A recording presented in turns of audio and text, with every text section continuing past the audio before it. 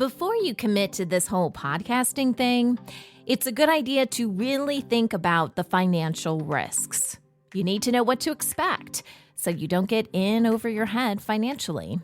That would probably be the death of your podcast, and it could also cause all sorts of other problems. So what exactly are you committing to money-wise with a podcast? And what can you do to help mitigate those risks? Take it away, Mr. Radio Man.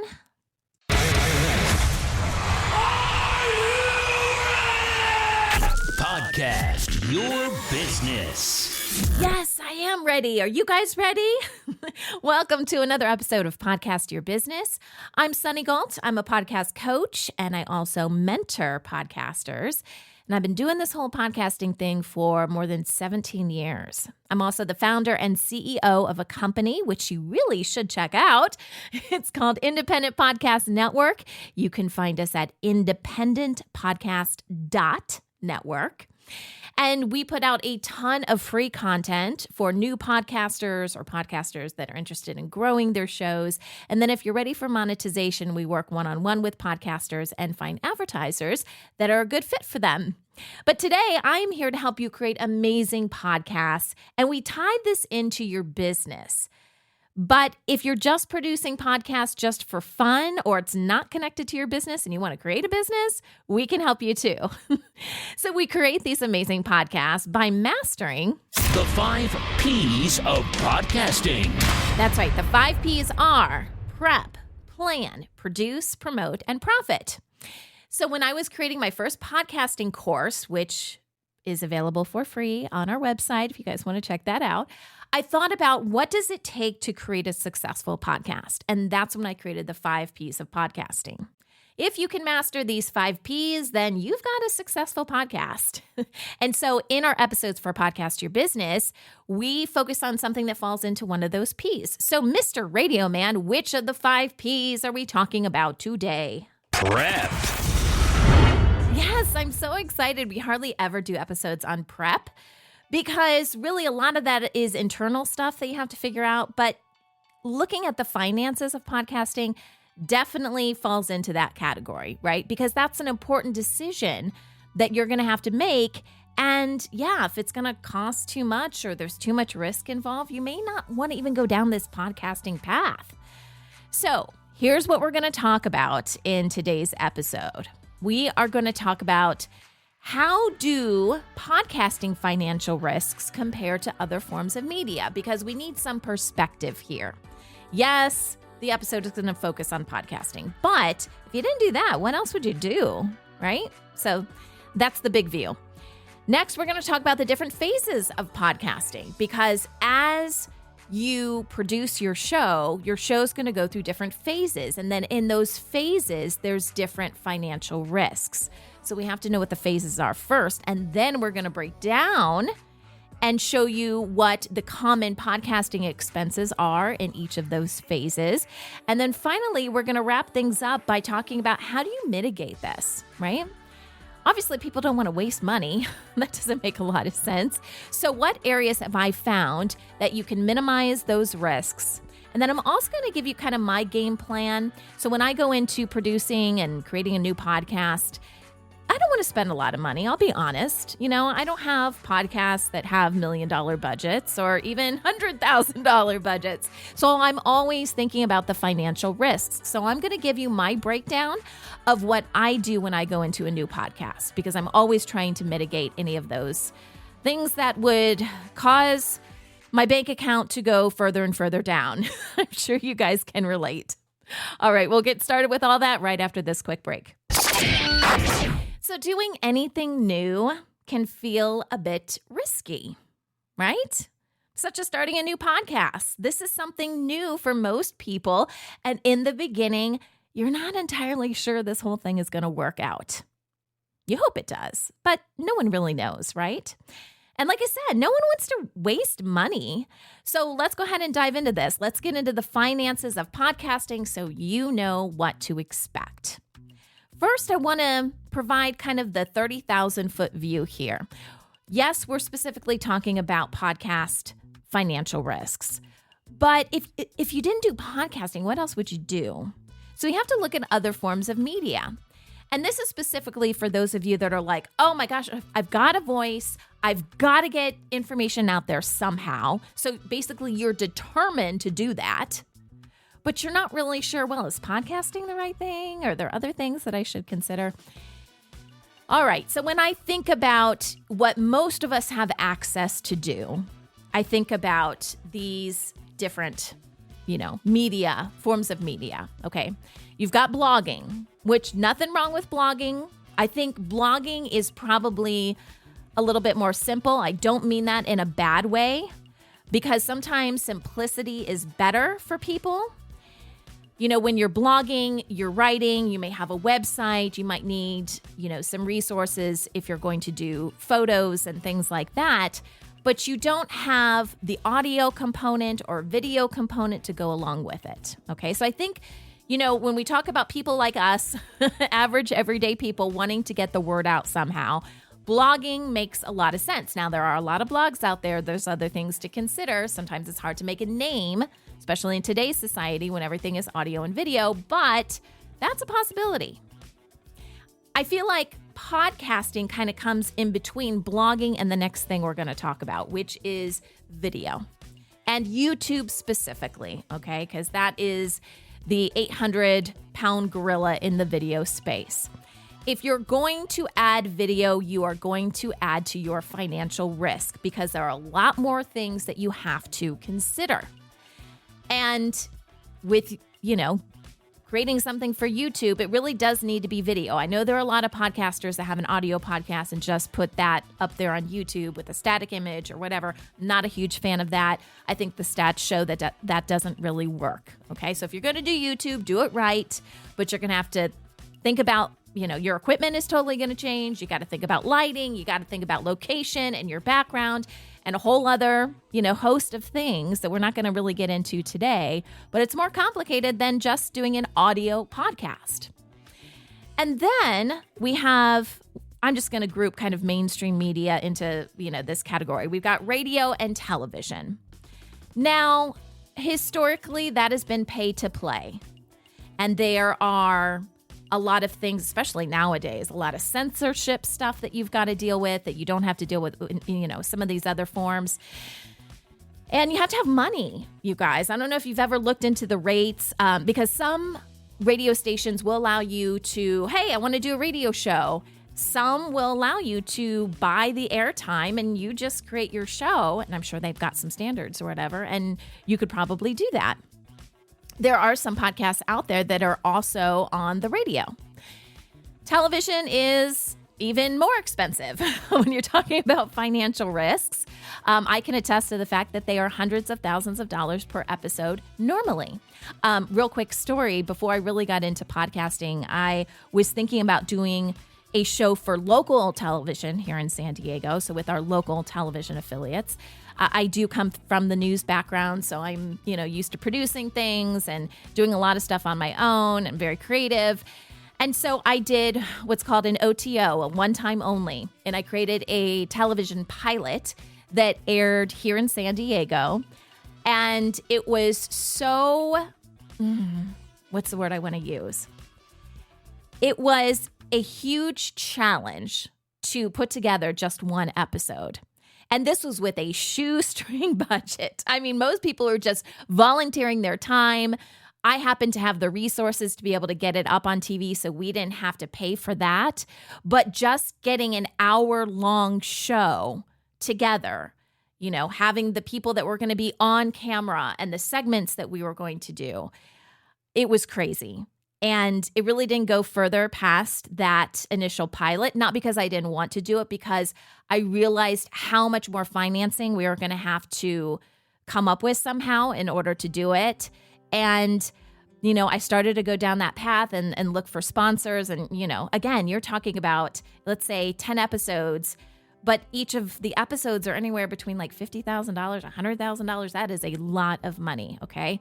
So I speak from experience when I say, yeah, I guess you can do radio and TV, but not quite for most of us, right? That is a whole other beast. And especially if you're thinking about doing this for your business, your focus is on your business, not in starting, some, huge $100,000 plus production. So how does podcasting compare to those? Like I said, I think blogging is the only one where it might be a little bit more simple than podcasting. Everything else is just, it's pretty big. You could probably do YouTube if you feel comfortable with video, but the radio and TV, it's not really an option for most of us, okay? Then you're talking about huge financial risks. So if you are one of those people who's like, I have to create content, how am I going to get it out there? I think the first three make more sense. You could blog if you got some good writing skills. You could podcast, which I think a lot of people are, based on the equipment that's available today and technology, can do fairly easily. And then there's another step. If you want to add the video, you could do YouTube. But let's now focus on podcasting, okay? Because we have some different phases that podcasts go through.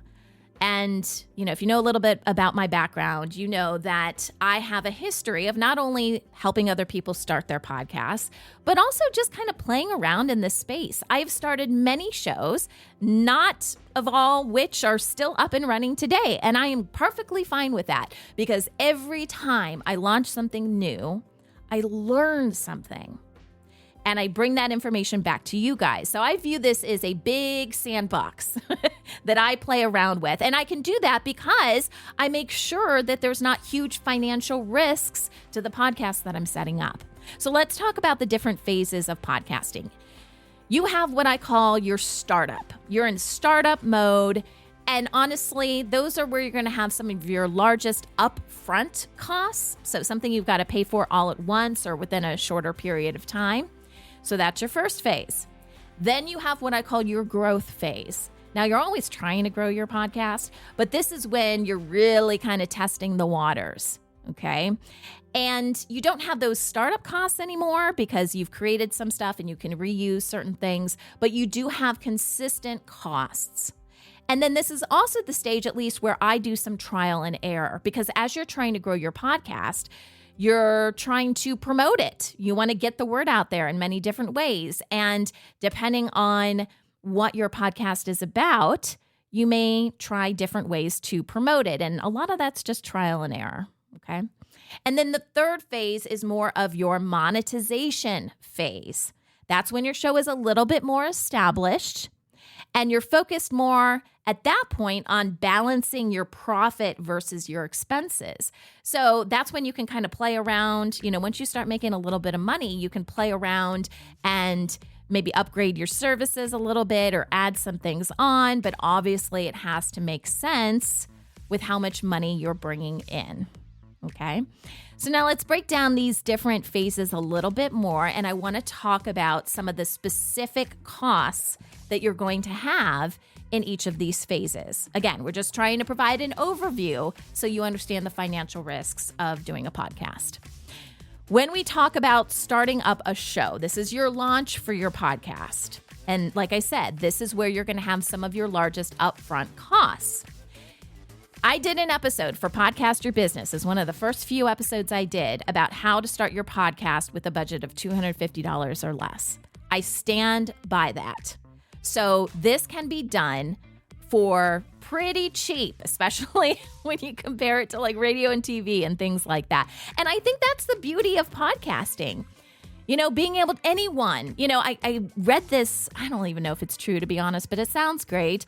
I read that Steve Jobs, because podcasting comes from the iPod, right, which was an Apple product. I don't know if they make them anymore. But I read that Steve Jobs had this idea of media being able to be created without all the hoopla. That's the technical term, right? The pay to play like radio and TV. And he had this vision for it. And this is why I know Apple has done some different things lately by offering memberships and stuff. But this is why podcasts are free. It shouldn't cost an arm and a leg. Can you spend that much? Yeah, you can. Just with any kind of project. You can go way overboard and then be in the hole and then, start pulling your hair out. But we don't want that for you, right? So what are some of the initial startup costs that you have to consider? First is your equipment, which you really don't have with the blogging thing, right? Which is why I said that's probably a little bit more simple. At the very least, you need to have a good microphone. That does not mean that you have to spend hundreds and hundreds of dollars. You can find good stuff out there. Like I said, tech has come a long way. We have blog posts and different resources on our website. If you want specific, products to look at, you can just, go to our website and search for it at independentpodcast.network. So we're not going to get into specifically what equipment to buy, but that is something that you have to consider in the very beginning. This is why your costs are a little bit higher when you're starting up a podcast. But you don't have to go overboard. There's a lot of equipment out there, and it looks really shiny and pretty, and some of it has fancy glowing lights on it. But really what you need is a simple microphone that you can plug directly into your computer, so you don't have to have a ton of extra equipment. You also have to have a podcast host. Now, this is like a website host. For those of you who have websites for your business, you have to host it somewhere. Do not host your podcast with your website host. They're not going to give you the stats and information that you're going to need, and they also don't follow the IAB compliance. If that's important to you, I've done an episode on that as well, okay? But the IAB creates standards for how episodes, the numbers behind the downloads and things like that, just to make it consistent across various podcast hosting platforms. So if that's important to you, then you need to go with a regular podcast host. And I recommend that you start with a free plan. There are different providers out there, and I have information on the website about that too. But start with a free plan. Don't let them insert ads. Don't make it a trade where, hey, it's a free plan, but we're going to just insert these ads wherever we want. No, you need to have control over your content, but there are different resources out there that allow you to do that. So that's your podcast hosting. Got to have it. Then for graphics, your main startup cost is your artwork, which I've done episodes on this too. Really important that you spend a little bit of money. Doesn't have to be a lot. Some people will do it for like $5-10 on Fiverr. I don't necessarily trust that, but you could get it for $50 probably somewhere in that area. But invest, unless you are a graphic designer, please hire someone else to do this. Okay, this is like the cover for your book.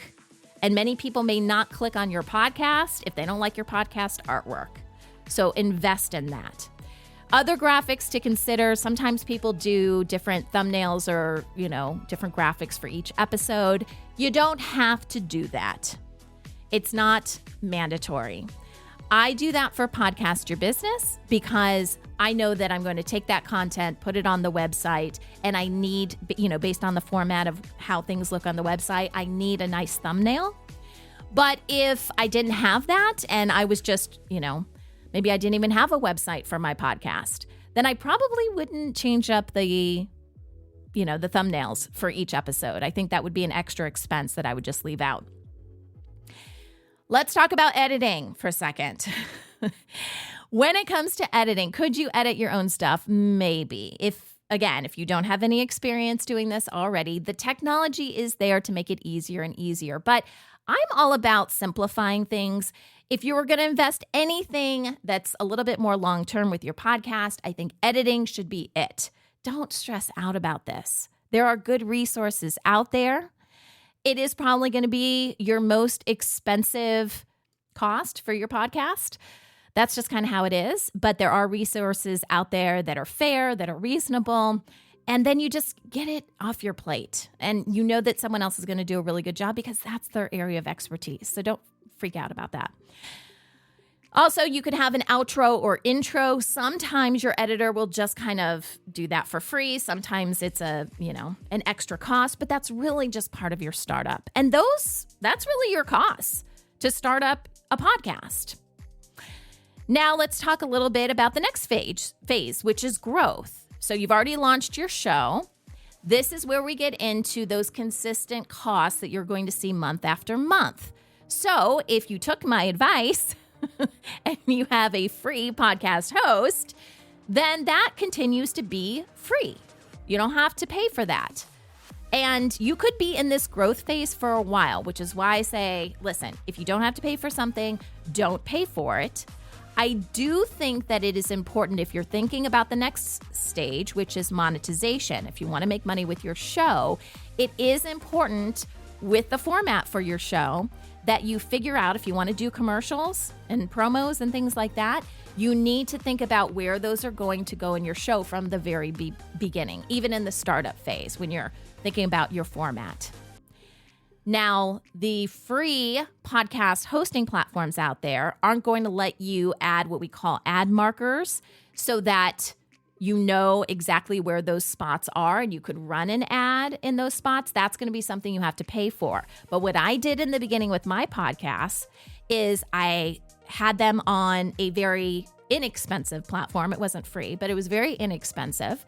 I would still create my episodes. I would know where the ads are going to go, and I would write down the time code for where those ads hit, even though I wasn't on a platform where I could utilize that technology. That's what I recommend podcasters do. If you don't do that, then when you're at the next phase for monetization, it is going to cost you more money to go back into your episodes and find those spots. So don't do that in the beginning. Like, make sure that you know where those spots are. Just have a Google sheet that has the time codes on it for where those spots would hit, and still stick with the free plan, okay? You may still have your graphics, okay, which that's really only if you're going to do the thumbnails per episode, because you already have your artwork. So you might even be able to cross that off your list entirely. You're still going to have editing, you know, and I also lump music into editing. If at all possible, a really good way to save some money is to work with an editor that already has access to a good database of music. And they incorporate that into your fee, okay, per episode that you pay. Otherwise, you're going to have some sort of subscription, which they're not too bad in pricing. I use Soundstripe, and yeah, it's really reasonable. I can't remember what it is off the top of my head, but I can download as much music as I want, and it's the same. It's a flat rate. But, you know, if you don't need that for other purposes, see, I do videos, I do a lot of other things, so I can justify that cost. If you don't have those other kind of projects that you're working on, then see if you can lump that in with your editor. See if your editor can just add music. And the other thing I think you add into the cost in the growth phase is podcast promotion. You really think about, okay, I need to grow my podcast. Where do I promote it? How do I promote it? Again, this is the trial and error that I was talking about earlier. Now, you could pay someone to do this because I'm assuming you're a busy person. You may have your own business. You've got other things. Maybe you've got a family. You've got a life outside of podcasting. So maybe you want to pay someone to do that. That could be an added cost, or it's just sweat equity, right? You are doing the research yourself. You're sending out the emails yourself. As far as what this entails, podcast promotion, this could be posting on social media. This could be running ads on different platforms. This could be reaching out to other podcasts for podcast cross promotion. So that is an added thing to consider. Like I said, you don't have to spend a lot of money in this if you're willing to do it yourself, but time is money, right? So you got to factor all of that in. So that's the second phase. And then finally, we're at the monetization phase.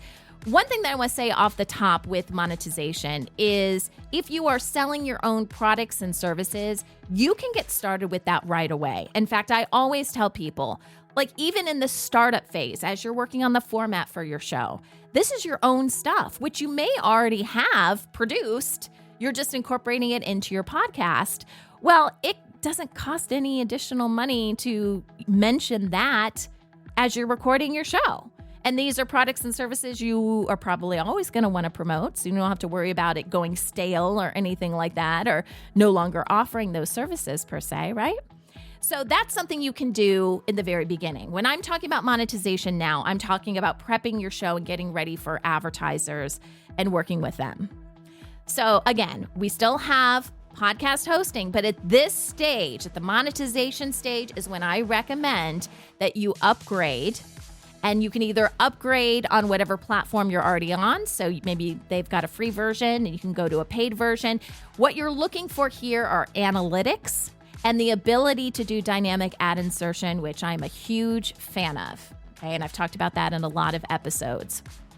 It may require you to change podcast host providers if that provider doesn't offer dynamic ad insertion or the stats that you feel like you need. Okay, but if you're going to start selling things, specifically working with advertisers, they need to know, what your stats are.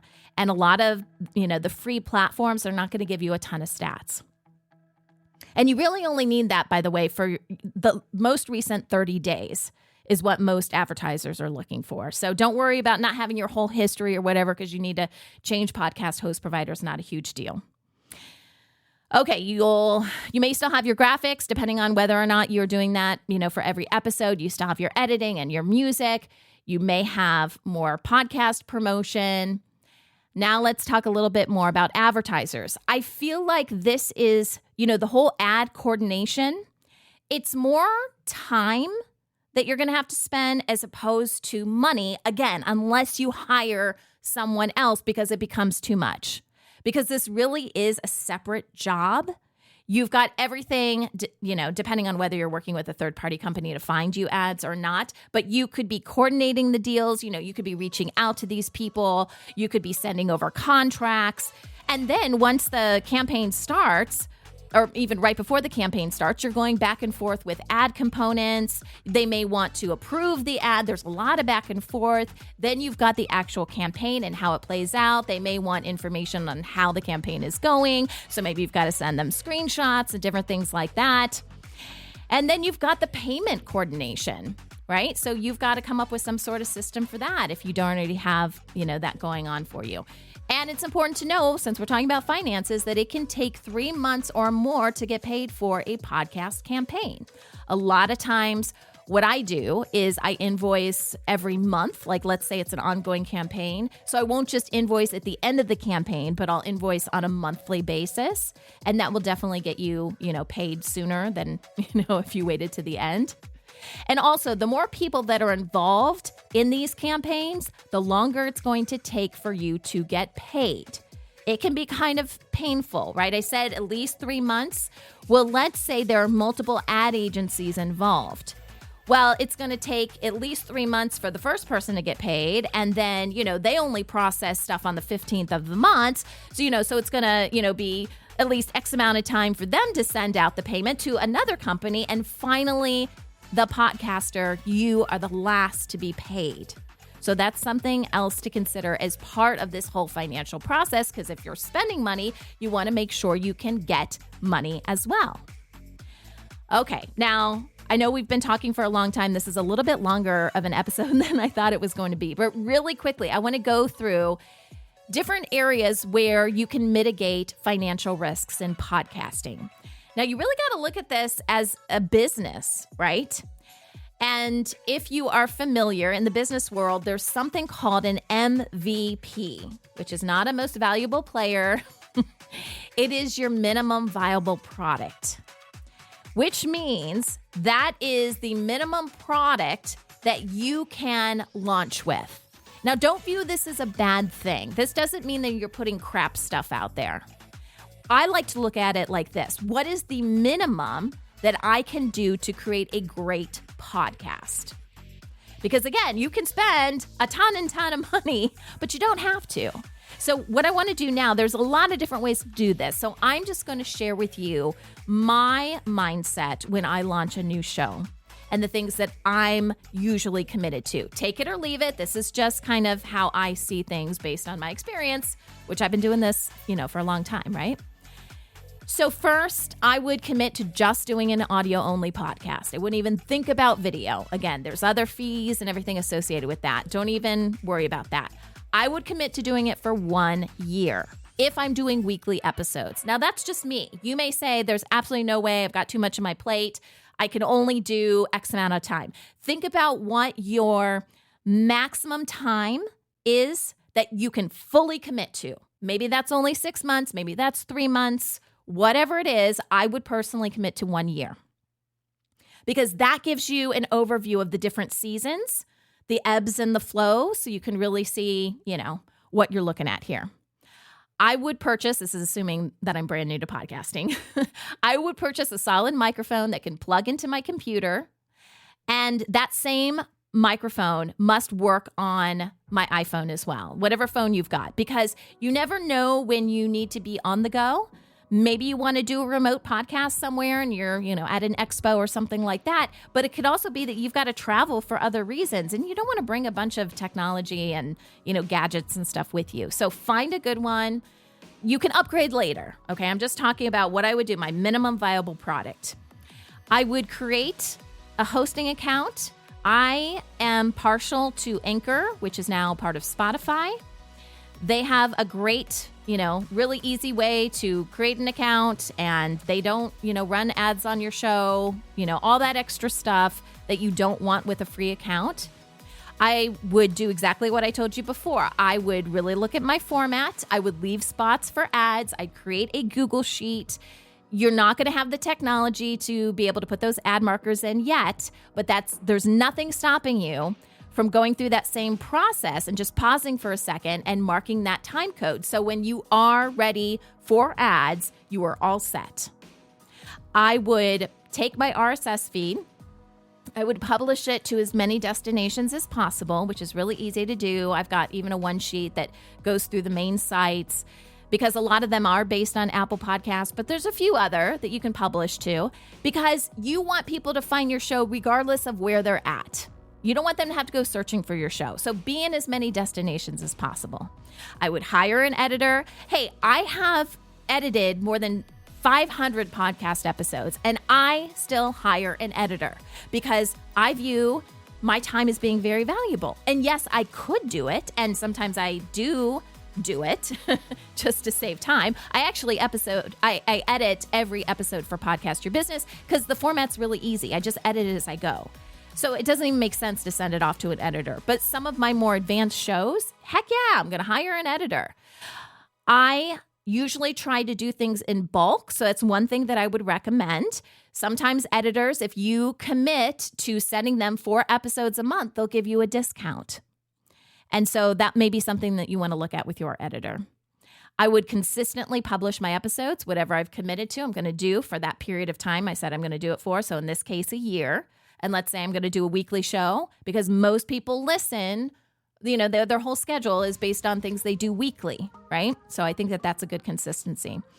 For website stuff, if I had a business that this was connected to, I would just use my business website and I would have a link in the main navigation for podcast and I would list my episodes there. I would not create a separate website for that. That is more money, more time, and you really don't need it at this stage. I would use whatever social media channels I already had. I wouldn't create anything new. If it's connected to your business, great. Maybe you can use some of that momentum and, people that already follow you for your business. And I would promote my episodes on those social media channels. I would also join online groups that focus on podcasting so I can learn from them. And a lot of times in those groups too, there's opportunities to cross promote and you can do that for free. So join those groups because you're going to learn a lot. And then I would repeat this whole process. I would keep doing this until my podcast became financially stable. And what I mean by that is I get into a rhythm with all of this, and then it grows to a stage where I can start incorporating ads. And there's a whole process for that. So we're already kind of going long on this episode, but that's where I think a lot of you fall right now. You may feel like you're in this no man's land, or how do I get to that monetization stage? I've just given you a blueprint for doing that. And I've done that with multiple podcasts. The key is having good content and being consistent. And if you feel like you're in a place where you're just going to throw in the towel and do what we call pod fade, which means they were there one day and they're not there now. What happened? Oh, they pod faded. They're not doing their podcast anymore. Before you stop, please listen to me. Please meet with a podcasting coach, have them review your show and have them make recommendations, because they will probably see some glaring things that you have not even considered, because that's their area of expertise.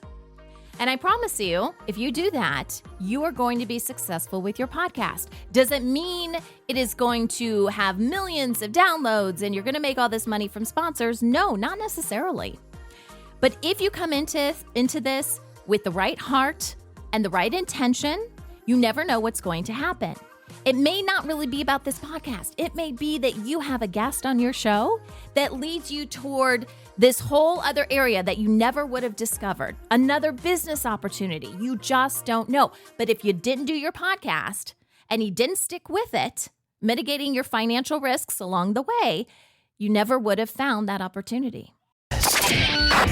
All right, as we wrap up today's episode, I do have a free handout for you. It's called 6 Huge Money Mistakes Podcasters Make. Since we're talking about finances today, I thought this would be a good one to share.